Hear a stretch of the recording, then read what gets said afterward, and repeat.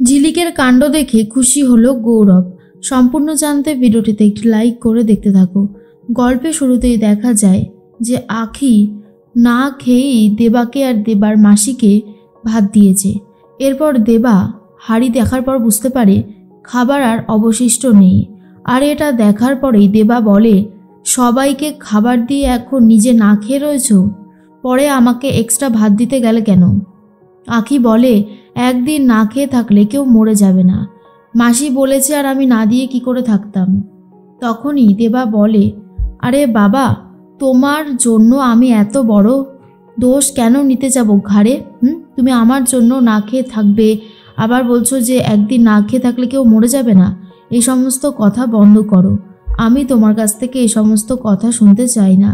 এসব শোনার পরই আখি বলে, দেখো দেবা, অনেক রাত হয়েছে, তুমি ঘুমিয়ে পড়ো, এসব নিয়ে আর তোমাকে ভাবতে হবে না। দেবা বিস্কুটের কোটোটা এগিয়ে দেয় আখির দিকে আর বলে, চুপচাপ করে খেয়ে এখন শুয়ে পড়ো। এর মধ্যেই দেবা তো ঘর থেকে বেরিয়ে যাচ্ছিল গ্যারেজে গিয়ে থাকবে বলে। আখি বলে, নতুন বিয়ে হয়েছে আর এখন তুমি এই ঘর থেকে বেরিয়ে যাবে, এটা তো খুব একটা ভালো দেখায় না। তুমি বরং এই ঘরে থাকো, আমি বরং বেরিয়ে যাচ্ছি। এর মধ্যেই আখি নিচে বিছানা করে শোবে বলে ঠিক করেছে। দেবা ভাবে, ও এরকমভাবে মেঝেতে শোবে আর আমি খাটের ওপরে শোবো, এটা মোটেও দেখতে ভালো লাগছে না। তখনই দেবা ঠিক করে নিজেও নিচেতে শোবে আর সেই জন্য নিচে বিছানা করে ঘুমিয়ে পড়ে। এর মধ্যেই ঝিলিকের মাথা গরম হয়ে গেছে। ঝিলিক রেবতীর সাথে কথা বলতে থাকে। রেবতী তো কোনো উত্তর দিতে পারে না, কিন্তু সব কথাই শুনতে পাচ্ছে।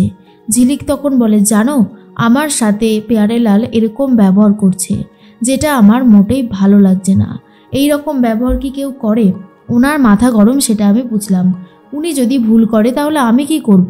দেখছে আখিকে আর বলছে আমাকে, কখনো বা আমাকে দেখছে বলছে আখিকে। কি যে হচ্ছে সত্যি আমি বুঝতে পারছি না। আমাদের দুজনকে যদি একই রকমের দেখতে হয়, সেটাতে আমি কি করতে পারি? এর মধ্যে গৌরব পাশ থেকেই যাচ্ছিল, কথা শুনতে পেয়ে দাঁড়িয়ে যায় আর জিজ্ঞেস করে, তুমি এখানে কার সাথে কথা বলছো?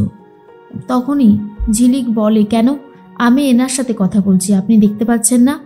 গৌরব বলে, উনি অসুস্থ একজন মানুষ, ওনার সাথে তুমি এইভাবে চিৎকার করে করে কথা বলবে না, এটা একদমই ভালো লাগছে না।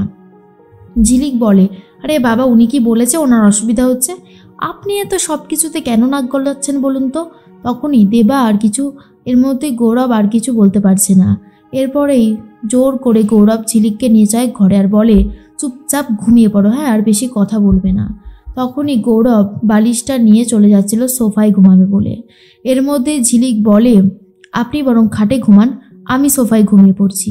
গৌরব এটা শোনার পর পুরোই অবাক হয়ে যায় আর বলে, কেন, আজকে সূর্য কোন দিকে উঠলো, জায়গা ছেড়ে দিচ্ছ? তখনই ঝিলিক বলে, মাঝে মধ্যে তো জায়গা ছাড়তেও হবে, তাই না? সেই জন্যই ছেড়ে দিচ্ছি, আপনি ঘুমিয়ে পড়ুন। এর মধ্যেই গৌরব আস্তে আস্তে ঘুমানোর চেষ্টা করে। তখনই ঝিলিক ভাবে, আমি এত কষ্ট করছি কেন? না, আমি তো এত কষ্ট কোনোভাবেই করব না। তাই চুপি চুপি করে বালিশ নিয়ে আসে আর গৌরবের পাশে ঘুমিয়ে পড়ছে। গৌরব টের পেয়েছে যে ঝিলিক তার পাশে এসে ঘুমিয়েছে, কিন্তু কোনো উত্তর দেয়নি। সকাল হতেই ঝিলিকের চোখে মুখে চুল পড়তে থাকে আর ঝিলিক ঘুমের ঘরে খুব বিরক্ত হয়।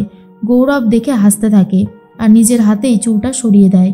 এরপর ঝিলিক বলে, আপনি আমার মাথার চুলটা সরাতে গেলেন কেন? হ্যাঁ, এটা আমি বুঝে নিতাম। গৌরবের সাথে ইচ্ছে করে ঝামেলা করতে থাকে।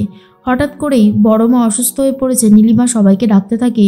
গৌরব এসে বলে, অবস্থা ভালো না, বড় মাকে এক্ষুনি হসপিটালে নিয়ে যেতে হবে।